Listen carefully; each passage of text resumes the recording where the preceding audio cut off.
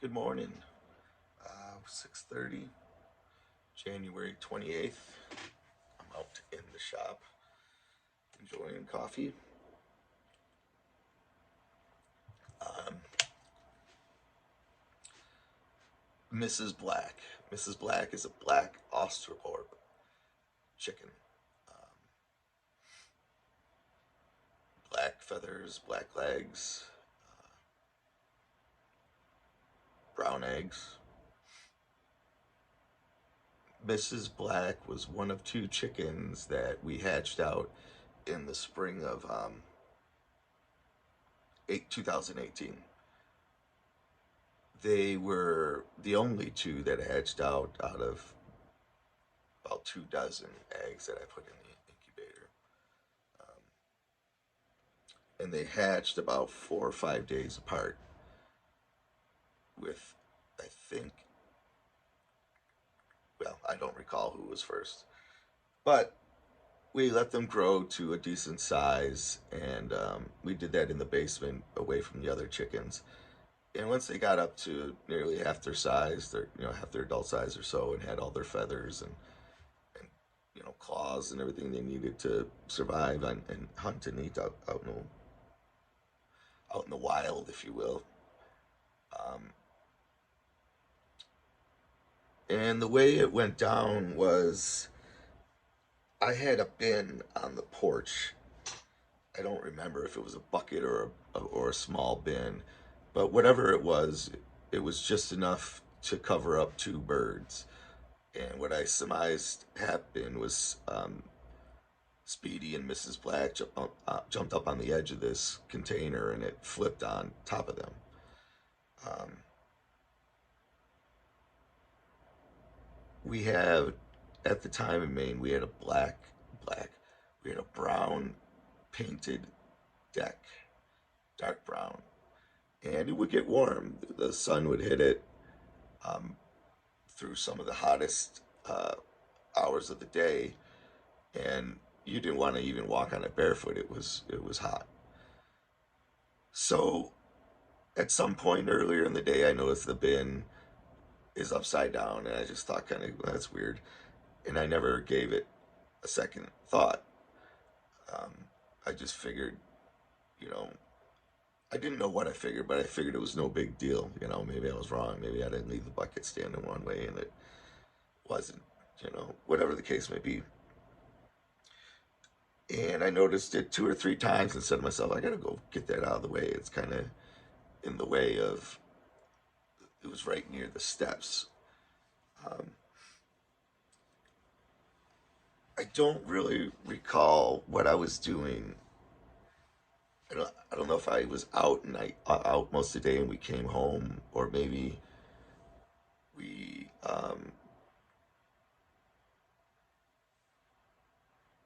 maybe we were in the house most of the day instead of being outside. But when we did find it, Speedy, the white chicken, was already dead, and Mrs. Black was nearly dead. She was gasping like that for air. Um, her eyes were, just all squarely and everything. I'm like, this chicken's, it's not dead, but it's gonna be. So I put it underneath the steps of the porch where it was really shady and cool, right in a nice little dirt area. And I brought her food and water, and I let her be. I figured, this chicken's either gonna make it or not.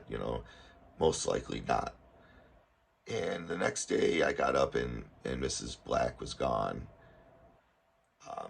And I figured she just, in her wounded self from the incident, she wasn't able to defend herself and just got carted off and eaten or something like that. Um, but that wasn't the case. I went out in the yard, to do my chores or whatever, and there was Mrs. Black. I was like, son of a bitch, that chicken made it. Um, it looked as if nothing had happened to it. I mean, it was walking around doing all its stuff, and it just seemed like nothing had happened to it. So Mrs. Black became fond of us. She was always, um, how do I say this? When we would pick her up and hold her in our lap, she would stay. She wouldn't fight you or anything. She liked being held, you know. In fact, Gigi's friend, every time she would come over, would sit for a long time with Mrs. Black in her lap, you know. I don't want to say an hour, but probably close to it. Just petting Mrs. Black, and Mrs. Black loved it. Um, so, fast forward a little bit, and we're moving from Maine to Tennessee, and we give the flock away, and we keep Mrs. Black. And Mrs. Black comes with us from Maine to Tennessee. Since we've been in Tennessee, we've lost about 60 chickens, 6-0. And Mrs. Black, just was always, left unscathed, or sometimes she would come back, she'd have a bad wound, but she'd like spring back right away. Um, so we created a flock down here in Tennessee, and Mrs. Black was always the standout chicken. She was always laying eggs. She was always, you know, greeting you. Uh, she was very tolerant of being picked up and what have you. And because when we gave the flock away in Maine, we had some time where we kept Mrs. Black in with the goats. It might have been as much as like 6 months. And she loved it. She'd get right in the mix and scrap for the hay or scrap for the chicken, not the chicken feed, the pellets that we'd give the goats. Um, she would follow them around as they grazed the property. She kind of would stay with the herd, and very, very unique chicken. Um,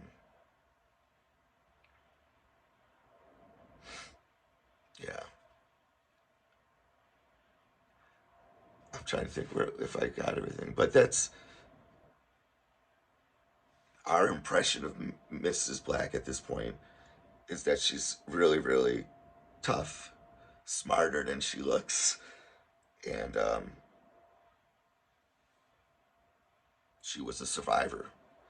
She was an animal that, you know, very independent, and she was going to survive. That's just kind of chicken she was. In fact, she survived multiple attacks where she would have patches of her feathers ripped out or a cut on her face, or she she actually lost a toe to frostbite in Maine. Um, so she had a funny little walk, and she would move along, and she had what looked like bloomers. Her legs were bare, and there was a very definitive line of feathers that started like right around her knees, if you will. Um, and she would run with that funny little gait, and it would always look like she's holding up her dress and her bloomers. It was absolutely hilarious. I know I have a video somewhere, and if I could find it, I'd put it in with this, but I've searched and I can't find it. So, um, but long story short, she got attacked by a hawk yesterday, and she got killed.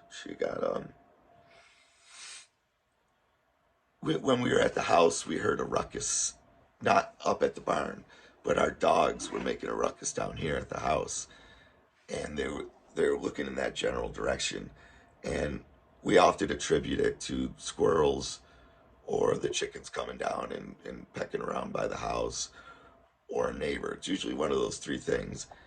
And when we went to look, we didn't notice nothing. And we were like, just knock it off, to the dogs. Go ahead a few more hours, and Julia goes up to put the animals away, and she found Mrs. Black dead. Um, she had been cornered and basically eviscerated by this hawk. And we broke up. Excuse me. When Julia went up there, it most likely broke up what was happening. But the hawk stayed nearby, uh, letting out screeches, to, I think, claim that food that was there, maybe. But I dug a shallow grave and we buried Mrs. Black, and that's the end of a chapter, like a really, really great animal. You know, it's funny. You think of dogs and cats being loyal and being faithful and um, being okay with affection and whatnot. Uh, but rarely do you think of a chicken. At least I don't. You know. Um, so that is that. We'll we're probably gonna hatch out. I'm probably gonna incubate some of the eggs that I have. That I'll be getting rather from our flock, and we'll have to. We got to replenish. We're getting low. I think we're down to 5 birds and a rooster, 5 hens and a rooster. So, but that's all we got. You know, some people probably know Mrs. Black, and I think that's why I brought this on the channel. But and the other thing just being that, like all our animals, I tend to memorialize them a little bit at the end. Certainly when I put them down, I take the time and thank God that they were our animal, that we had such good relationships, whatever, that they had the opportunity to live free and healthy lives. But I hope that's it. I hope I'm not leaving anything out, and I hope it makes sense, and my timeline was understandable. I know I kind of bounce around when I talk, but all right, folks, have yourself a great day.